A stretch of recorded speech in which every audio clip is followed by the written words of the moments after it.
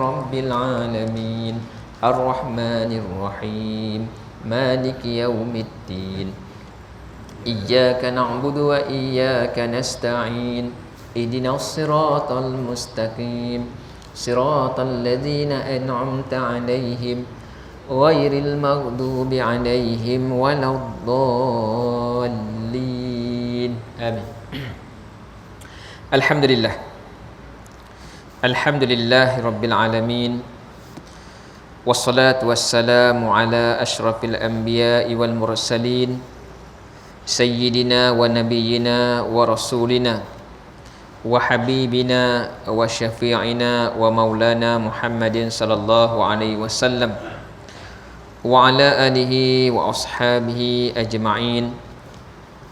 Subhanaka la ilma lana illa ma 'allamtana innaka antal alimul hakim.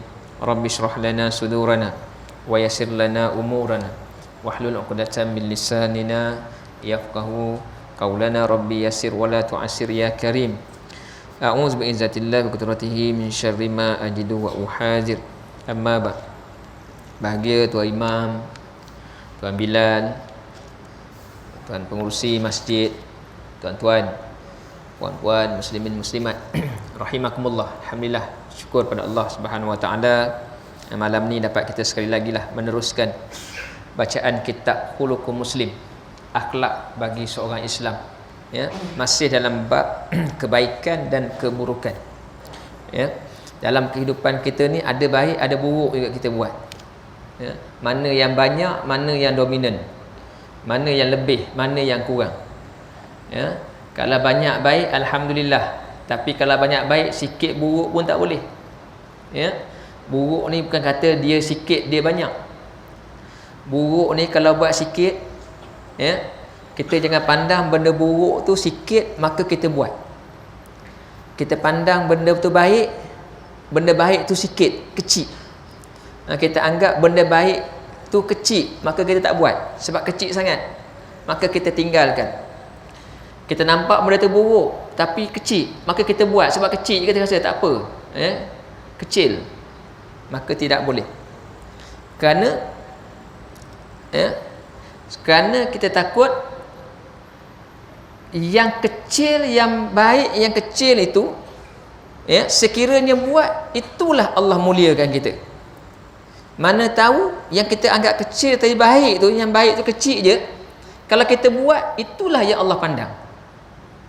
Ya, dan boleh jadi yang buruk, yang kecil tadi kita buat, boleh jadi itulah yang Allah murka, maka rugilah kita. Sebab tu Allah kata, faman ya'mal misqala dzarratin khairan yarah wa man ya'mal misqala dzarratin syarran yarah. Buat benda kecil sebekecil mana pun, kalau buat benda tu baik, Allah bagi ganjaran. Buat benda buruk walaupun kecil, ya, Allah bagi juga, ya, balasan. Tu dia. Kita nampak tak cicak atas kapet, kita anggap kecil cicak atas, biarlah, tinggalkan. Boleh jadi kalau kita buang tak cicak itu, itulah Allah muliakan kita, itulah Allah beri ganjaran yang besar. Disebabkan tak ambil, tak buang tadi, maka hilang ke ganjaran yang Allah nak bagi, maka rugilah kita. Ya, sebab itulah dalam kehidupan kita ni pelbagai kita akan alami, baik buruk macam-macam, pasti kita akan ada. Dan kita, ya, sekiranya menjaga dengan kebaikan, maka baiklah kita. Tetapi kalau kita lalai, kita leka dengan keburukan, maka rugilah kita. Kita sambung malam ni, ya. Mengenai kebenaran serta berpegang teguh padanya akan membawa kita kepada kemuliaan, kerana ia merupakan kesempurnaan yang tertinggi dan akan membawa kebahagiaan di dalam kehidupan. Ya, maknanya dalam bab benar, kita ni buat sesuatu yang betul, yang sah, yang dibenarkan Islam, maka itulah kemuliaan untuk diri kita. Apa saja yang dipanggil hak, yang benar, ya, kita laksanakan, maka kita dapat kemuliaan. Tapi kalau kita buat benda yang salah, dia panggil batil, benda yang salah kita buat, maka rugilah kita. Ya. Namun kebanyakan manusia suka mengikut hawa nafsu dan akhirnya mereka membawa mereka ke tempat yang serendah-rendahnya yang telah disediakan Allah Subhanahu Wa Taala. Kita ni ya, dalam rasa kita nak buat baik, dalam hasrat kita ni nak jaga benda-benda yang baik, benda-benda yang Allah redha, hajat tu nak macam tu. Kalau tanya, kita kata kita pasti nak buat benda baik, pasti kita nak buat benda yang Allah redha. Tetapi kita ya, ramai antara kita ataupun kadang-kadang kita ni kalah ataupun silap. Sebab apa?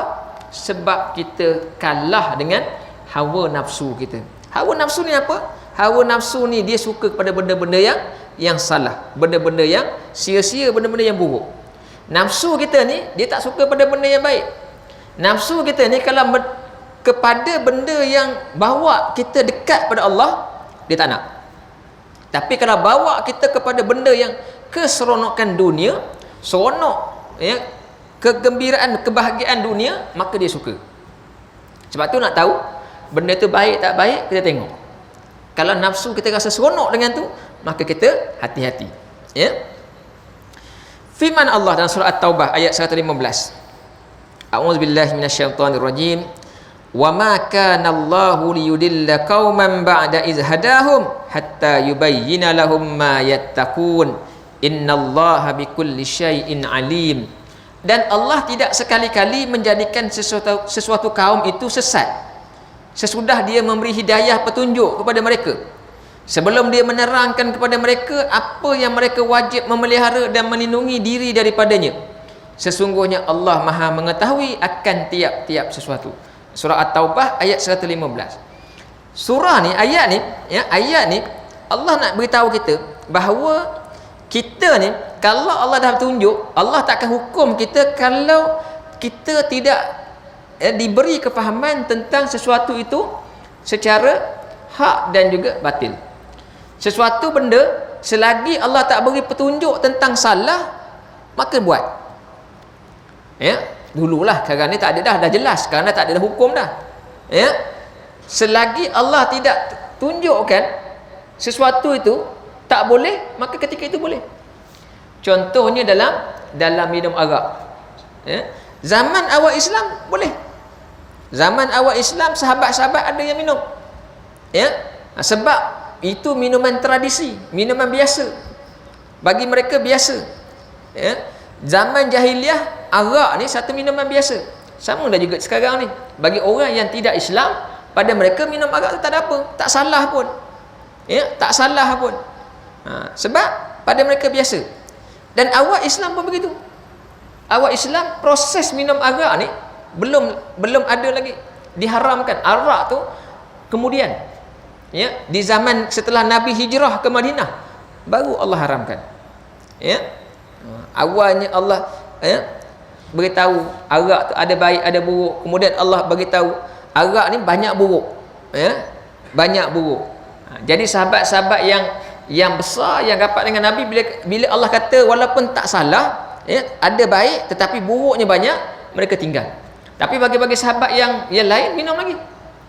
Kemudian Allah sampai ke peringkat kedua, ya, Allah larang apa? Allah larang sahabat-sahabat yang masih minum ni minum sebelum solat. Nak solat, nak mengerjakan solat, jangan minum. Ya ayyuhallazina amanu la taqrabus salat wa antum sukara. Allah kata, wahai orang yang beriman, jangan kamu solat, jangan kamu hampiri solat ketika kamu mabuk. Ya, maknanya boleh lagi minum masa tu, minum lagi. Tetapi nak solat jangan minum, jangan tengah-tengah pening tu solat. Ya, riwayat sebut disebabkan sahabat baca surah Al-Kafirun salah. Ya, lepas minum tengah-tengah pening tu, seorang jadi imam. Ya, imam pula pening pula sebab tengah minum. Lepas minum. Masuk waktu, sahabat lain kata, kau jadi imam. Dia pun jadi imam. Tengah-tengah pening tu. Baca Fatihah okey. Baca surah Al-Kafirun. Qul ya ayyuhal kafirun a'budu ma ta'budun. Baca. Apa yang salah? Apa yang tak ada? Ya, la a'budu ma. Allah ayat tu kata, aku tak sembah apa yang kau sembah. Ya, tapi disebut aku sembah apa yang engkau sembah, kan jadi lain. Kan jadi ayat itu yang Allah larang jadi betul.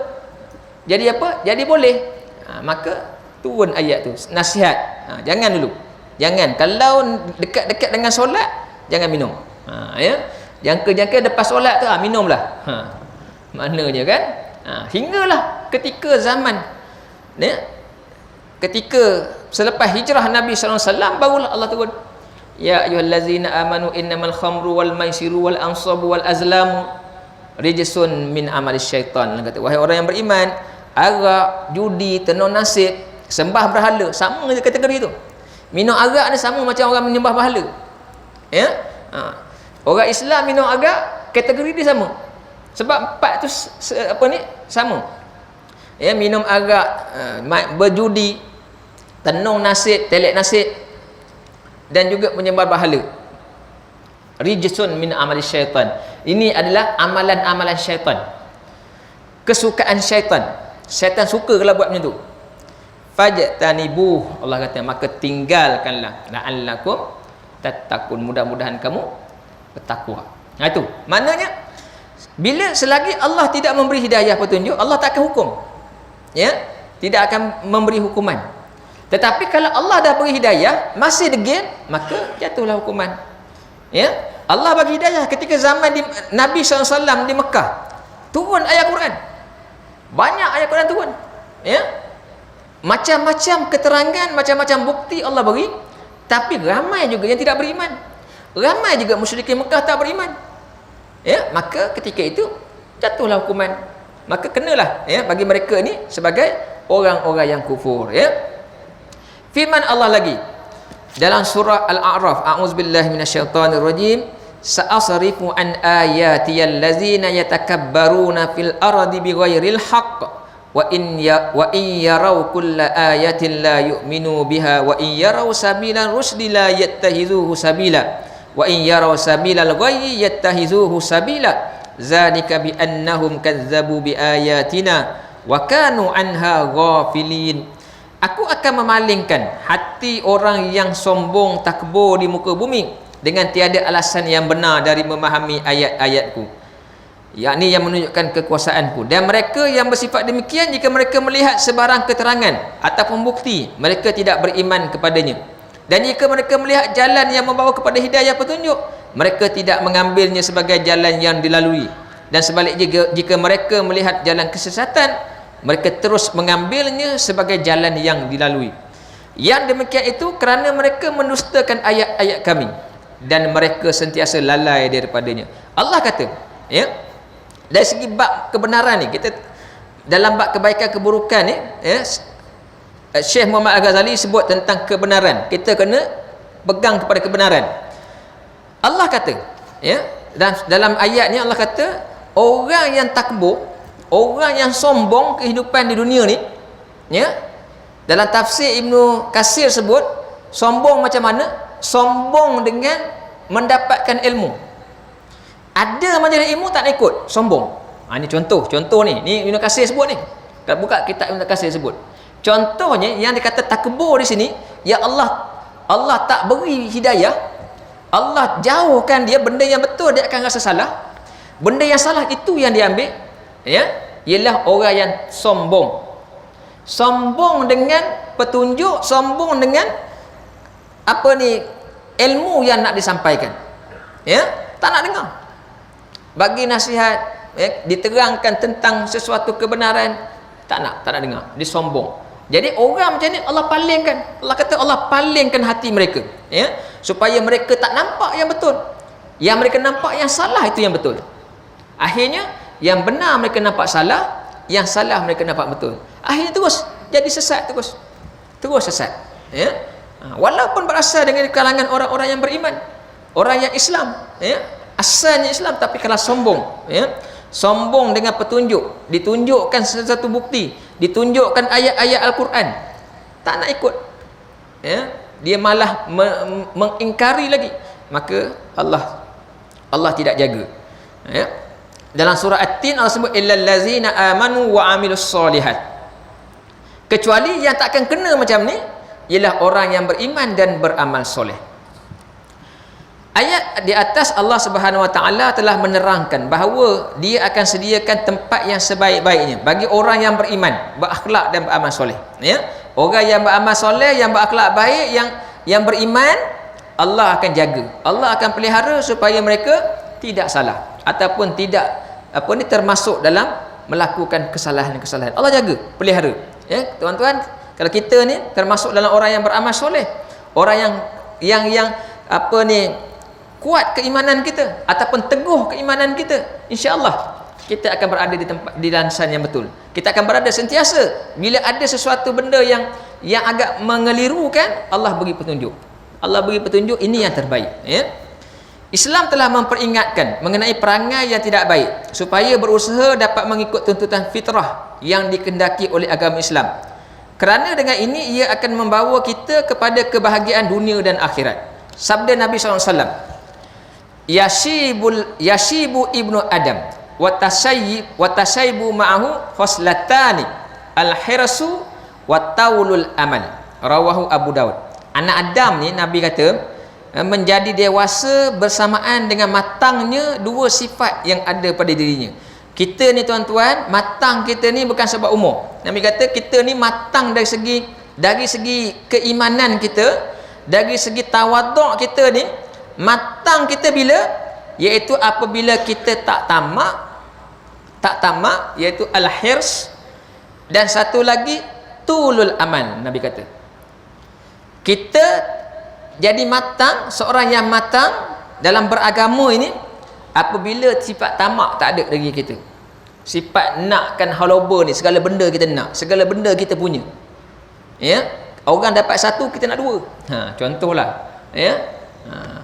Orang dapat bahagian ni, kita nak bahagian lebih lagi, bahagian kita takat ni kita nak lagi, ya. Tamak. Kalau masa ada tamak, umur 60 pun belum matang lagi maknanya, ya. Dan satu lagi Nabi kata wataulul amal ataupun tulul amal. Apa tulul amal ni? Tulul amal ni maknanya orang yang sentiasa berkhayal, sentiasa berangan-angan. Berangan je kerja dia. Duduk termenung berangan, ya, duduk termenung bersandar berangan. Orang mah panggil pun tak perasan, sebab jauh dah pergi berangannya. Itu biasa. Duduk bersandar berangan tu biasa. Ni tengah solat pun berangan, ya, tengah solat pun berangan ni. Angkat takbir Allahu Akbar, kita pernah baca, mulut je baca, tak tahu mana-mana dah. Imam baca pun tak perasan dah. Perasan tak imam baca apa tadi? Tadi imam baca surah apa rakaat pertama tadi? Apa imam baca? Ingat balik. Kalau tak ingat tu beranganlah tu nama tu. Apa imam baca surah tadi? Ya? Rakaat pertama imam baca surah apa? Ya? Rakaat kedua imam baca surah apa tadi? Ingat tak? Alhamdulillah semua ingatlah. Semua angguk tu. Semua angguk tu semua ingatlah kan. Imam baca rakaat pertama ni surah Al-Maun kan? Ara'aital ladzi yukadzibu biddin. Rakaat kedua tadi surah At-Takasur, inna a'taina kal kausar. Maknanya jangan hayal. Imam Ghazali dia sebut bab tulul aman. Dia ada kitab dia Minhajul Abidin, dia sebut tentang tulul aman. Ya. Dalam bab penyakit hati. Tulul aman ni adalah salah satu daripada penyakit hati, dia kata. Penyakit hati ada 4. Dalam kitab tu dia kata penyakit hati ni ada 4. Yang pertama penyakit hati itu ialah hasad. Kita sebut dulu, pernah sebut dulu kan, hasad, dengki kat orang. Kalau ada dengki kat orang, maknanya penyakit hati ada kat kita. Yang pertama. Yang kedua tulul amal, berangan je kerja dia, kerjanya berangan je, ya. Yang ketiga gopoh gapah, tergesa-gesa. Sembahyang pun tergesa-gesa. Sembahyang tergesa-gesa, ya. Laju je sembahyang. Imam pun, ni sebut sikit contoh imam. Imam dia ada 3 tempat yang disuruh tunggu kejap untuk mengelakkan tergesa-gesa. Dia bukan kata batas solat, tak. Ada 3 tempat seorang imam tu bila jadi imam, dia kena tunggu kejap. Dia kena tunggu. Maknanya rehat sekejap. Jangan terus ke next step tu. Langkah seterusnya jangan step. Ada 3 tempat. Imam disuruh berhenti sekejap, diam. Ya. Ini dalam bab tergesa-gesa ni. Ya, supaya tidak kita ni termasuk dalam kumpulan tergesa-gesa. Di mana? Iaitu selepas takbiratul ihram. Imam kat takbir, Allahu akbar, berhenti sekejap. Duduk diam sekejap. Jangan terus baca, jangan takbir Allahu akbar kabira walhamdulillah. Boleh baca, tak batal solat. Ini bukan bab solat batal. Solat tak batal. Tapi sunat sekejap, stop dulu. Allahu akbar, sekejap, berhenti sekejap. 4-5 saat cukup. Tujuannya apa? Tujuannya bagi jemaah belakang ni angkat takbir. Untuk dapat takbir bersama imam. Bila imam angkat takbir Allahu akbar, kita orang belakang ni jangan lambat. Janganlah baru nak betulkan sejadah, baru nak betulkan kain apa semua. Baru nak angkat-angkat kopiah. Tak boleh dah. Bila kita dah berdiri tu dah ready dah. Semua kena ready. Sebelum imam angkat takbir tu kita dah ready dah, bersedia dah nak sembahyang ni. Jadi bila imam angkat takbir Allahu akbar, letak tangan, kita pun terus Allahu akbar, dapat takbir bersama imam. Solat takbir bersama imam ni besar fadilat dia. Ya, tak sama orang yang lambat sikit dah kurang fadilat dia.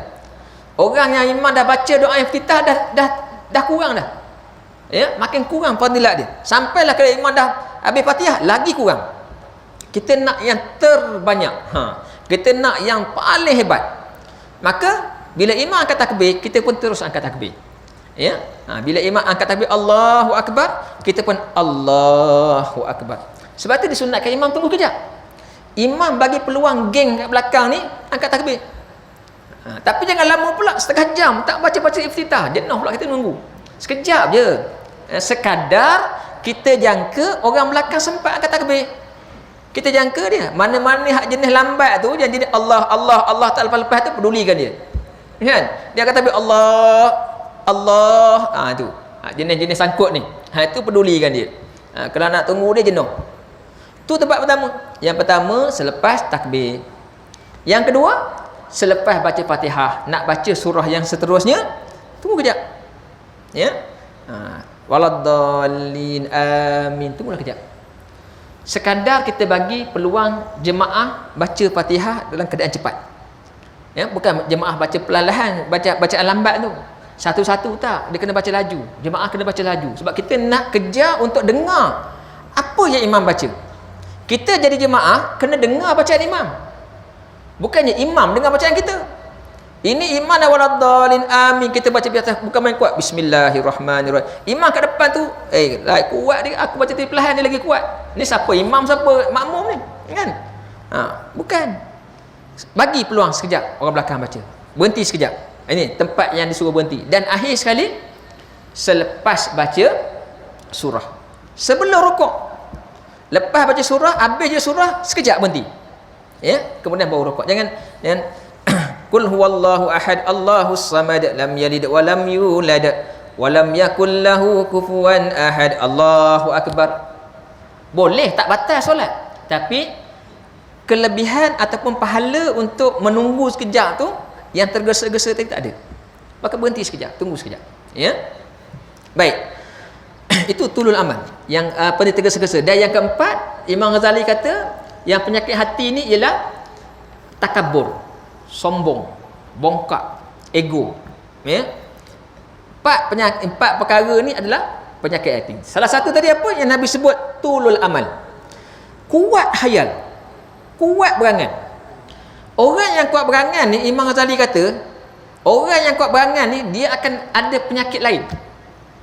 Dia akan dihidap. Yang pertama, orang yang kuat berangan ni, tulul panjang angan-angan ni, dia akan jadi, hatinya akan jadi keras. Hatinya akan jadi keras. Kalau kita sentiasa berangan je, ya, khayal saja, hati kita akan jadi keras. Hati keras tu mana apa? Maknanya tidak lagi tunduk kepada, susah nak tunduk kepada Allah. Susah nak tunduk kepada perkara yang betul, perkara yang benar. ya, hati kita akan makin lama makin jauh kepada Allah. Ya, dibaca Quran, baca Quran pun tak rasa apa.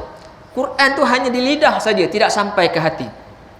Yang kedua, orang yang kuat berangan ni, ya, dia kemungkinan tak akan sempat bertaubat. Sebab bila nak bertaubat, tak sempat. Dia sibuk berangan, dia rasa yakin dia akan apa yang akan terjadi pada dia. Ya, dia hanya fikirkan apa yang dia nak tu. Akhirnya taubat tidak menjadi satu keutamaan. Bagaimana cara? Bagaimana cara kita nak hindarkan diri kita daripada penyakit ini, tulul amal? Ya, Imam Ghazali sebut lagi, ya, antara kaedah ataupun antara cara supaya kita ni dapat elak, tak mudah berangan. Antaranya dia kata, kalau kita mula terfikir nak berangan ni, mula nak berkhayal ni, rasakan dalam hati, detikkan dalam hati ni, seandainya sekarang kita ni Allah matikan. Kalaulah sekarang ni Allah matikan, kita tak sempat nak fikirkan angan-angan tu. Di mana kita? Macam mana kematian kita ketika ini? Baru nak berangan, ya, baru nak berangan, nak macam-macam. Tulul amal ni, maksud tulul amal ni ialah sesuatu yang diangankan yang dia tak mampu nak sampai. Dia tak mampu nak capai. Kalau dia memang mampu, dia buat plan, perancangan nak capai sesuatu, tu lain. Ini benda yang dia sendiri memang tak boleh nak capai, tak boleh nak buat, tapi dia berangan. Ya. Tapi kalau seorang ahli perniagaan, dia merancang nak buka kedai baru, dia dah kedai pertama ada, okey, berangan nak buka kedai baru, dan dia boleh buat, itu lain. Ini yang dia sendiri memang tak boleh buat. Ya. Gaji 2,000, nak pakai kereta Porsche, mana nak pakai? Berangan pakai Porsche. Kalau aku pakai kan, contohlah, ya, benda yang tak mungkin dia boleh capai. Ini dimanakan tulul amal, berangan-angan ni, melampau, ya, berangan-angan melampau yang di luar kemampuan. Ya. Jadi kalau macam tu, Imam tadi kata, bila kita mula saja nak berangan tu, fikirkan, kalaulah sekarang ni Allah cabut nyawa, bagaimana keadaan kita?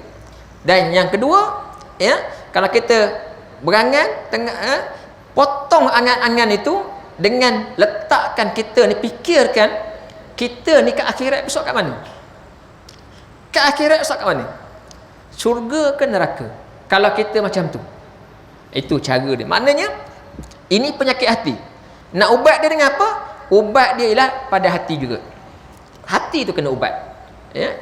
Jadi letakkan hati ini, rasa keinsafan, rasa kemampuan kita tak boleh. Jadi itulah cara dia. Ya. Okey. Baik. Ini dia. Sebab tu Nabi sebut, ya, anak Adam dia ni tak matang selagi dua perkara ni dia tak atasi, iaitu sifat tamak dan juga tulul amal. Panjang berangan-angan ni. Okey. Nabi SAW bersabda lagi, syarrama fil insani jubnun haliun wa syuhun khaliun. Sifat paling buruk yang ada pada manusia ialah terlampau penakut dan terlalu kikir atau kedekut. Ya, antara perkara yang akhlak ni, kita baca kitab akhlak ni, ya, kitab akhlak ni sebut, Nabi sebut antara benda yang buruk kalau ada pada kita ialah kita ni penakut, terlampau penakut. Ya, nak tegur orang rumah pun takut dia buat salah. Ya, orang rumah ada benda-benda yang dilarang Allah dia buat. Ya, tak pakai tudung contohnya, nak suruh pakai tudung pun takut. Contoh, tuan-tuan tak, tuan-tuan semua berani ni, kan? Semua ni berani ni. Nak tegur anak buat salah, buat pun takut. Kang buatnya lari daripada rumah, payah pula. Macamlah anak tu berani nak lari daripada rumah. Dia nak lari daripada rumah, nak pergi mana? Ya, penakut. Takut bukan pada tempatnya. Ya, takut untuk menyebut yang betul. Takut menyebut yang hak. Ini penakut. Benda tu dah terang salah, patut kena tegur, tak berani tegur, maka ini penakut. Ya. Jadi sifat itu bukannya elok, ini Nabi kata buruk. Kita ni kalau kita dipenakut nak tegur benda yang salah, maka buruklah perangai kita ni. Ya. Dan yang kedua, kedekut. Ya. Yang terlalu kedekut. Kedekutnya melampau-lampau. Kalah Haji Bakhil. Haji Bakhil pun tak kedekut lagi, dia kedekut lagi. Maka Inilah yang paling buruk. Sabda Nabi lagi, walau anna ibnu adam u'tiya wadiyan min zahabi ahabba ilahi saniyan walau u'tiya saniyan ahabba ilahi salisan wala yasuddu khawfa bani adam illa turab wa yatuballahi ala man taba. Nabi kata kita ni tadi penakut, lepas tu kikir, yang lain Nabi kata kita ni buruk juga, kita ni kalau tamak. Kalau kita ni tamak, nak tambah lagi, nak lagi. Apa dia? Seandainya anak Adam diberi lembah dari emas, tentu ia menginginkan lembah kedua. Kalaulah anak Adam, kalaulah kita nak Adam, kita lah ni. Kalaulah kita ni kaya, kekayaan kita ni umpamanya kita punya kekayaan tu nilai dia satu lembah emas. Berapa banyak tu? Kita takkan puas. Pasti kita nak cuba dapat satu lagi, satu lembah lagi, Nabi kata. Dan jika diberi yang kedua, ia menginginkan yang ketiga. Kalau dah dapat yang kedua tu, nak lagi yang ketiga. Perut anak Adam hanya dapat diisi dengan tanah, namun Allah mengampuni orang yang bertaubat. Ni satu lagi, ini tadi nafsu tadi. Nafsu kita dia tak akan pernah rasa puas. Nafsu kita tak akan pernah rasa cukup dengan apa yang ada. Dia akan nak lagi. Bila kita nak, kalau nak tu dan dapat dalam keadaan kita menginsafi diri kita, kita makin dekat dengan Allah, tak salah. Tapi apa yang berlaku, kita nakkan sesuatu tu, dah dapat satu, nak lagi ke rezeki yang lebih banyak lagi, tapi itu menyebabkan kita makin jauh pada Allah, maka rugi dah. Rezeki ni bila dapat patutnya menjadikan kita makin dekat. Tetapi kalau rezeki itu kita dapat menyebabkan kita makin jauh pada Allah, maka tak ada kelebihan pada diri kita. Jadi inilah sifat manusia yang biasa dia, yang ada pada manusia dan mungkin ada pada kita, maka kita beringat-ingat. Apa yang kita ada, kalau kita usaha nak dapat tu, usaha boleh usahakan, tetapi jangan menyebabkan apa yang kita dapat itu makin menjauhkan kita pada Allah. Dulu pakai motor boleh pergi masjid, setiap waktu datang ke masjid pakai motor, maka usaha pakai kereta, dapat kereta malas dah pergi masjid. Sebab apa? Hujan, kan kotor pula kereta, kan? Dah jadi. Sebab apa? Kita sepatutnya dapat nikmat tu makin menyebabkan kita makin rasa dekat pada Allah, tapi menjauhkan kita, maka rugi. Nikmat itu tidak membawa kebahagiaan pada kita. Nikmat kita dapat, dia tidak membawa kebahagiaan. Kita hanya rasa seronok kejap. Dapat itu rasa seronok sekejap. Lama je bunyi. Macam suruh berhenti lama nak bunyi. Dua kali bunyi. Lain macam masjid ni. Jadi nikmat yang dapat kalau menyebabkan kita makin jauh kepada Allah, maka rugilah kita. Rugilah kita. Sebab apa? Dia tidak mendatangkan kebahagiaan. Kebahagiaan itu di mana? Kebahagiaan itu hanya pada pandangan mata saja. Pandangan mata nampak bahagia, dia banyak harta, dia itu ada, ini ada. Tetapi kalau dia makin jauh pada Allah, tidak membahagiakan dia. Berapa ramai orang kaya? Berapa ramai orang kaya bunuh diri? Kan? Kaya tapi bunuh diri. Dulu 2-3 tahun lepas, anak tokeh Samsung Korea, anak dia anak dia seorang, dia tunggal tu, perempuan. Ni Samsung ni kilang bukannya jutawan, bilioner. Kilang dia punya harta dia bilion. Anak dia bunuh diri. Padahal dari segi pandangan mata kita, dia mestilah hebat, mestilah bahagia dengan kekayaan dia. Tapi kenapa bunuh diri? Sebab nilai harta itu tidak membawa kebahagiaan pada dia. Itulah kita. Kalau kita ni ada harta tapi menyebabkan kita jauh pada Allah, maka kita tidak akan rasa bahagia. Kebahagiaan itu ialah apabila apa yang kita ada menyebabkan kita makin dekat pada Allah.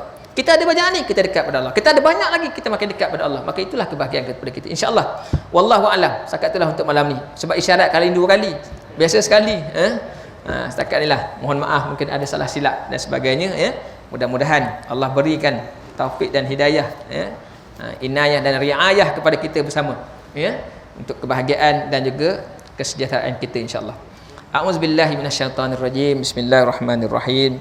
Alhamdulillahirabbil alamin wassalatu wassalamu ala asyrafil anbiya'i wal mursalin wa ala alihi wa ashabi ajmain. Ya muallima Ibrahim al-hikmata 'allimna, ya mufahhima Sulaiman fahimna fafahamnaha Sulaiman. Wa kullan ataina hukma wa ilma wa saharna ma'a Dawud dan jibala yusahbihna wa tayra wa kunna fa'ilin. Ya Rabba Sulaiman wa ya Rabba Ibrahim wa ya Rabba Musa wa Isa wa ya Rabba Muhammadin sallallahu alaihi wasallam, akhrijna min zulumatil jahli wan nisyan bi rahmatika ya arhamar rahimin. Allahumma zidna ilma warzuqna fahma bi rahmatika ya arhamar rahimin. Allahumma rzuqna fahman nabiyyin wa hifzal mursalin bi rahmatika ya arhamar rahimin. Walhamdulillahi rabbil alamin. Subhanakallahumma wa bihamdika asyhadu an la ilaha illa anta astaghfiruka wa atubu ilaik. Bismillahirrahmanirrahim. Wal 'asr innal insana lafi khusr illa allazina amanu wa 'amilus solihat wa tawasaw bil haqq wa tawasaw bis sabr. Wassalamu alaikum warahmatullahi wabarakatuh.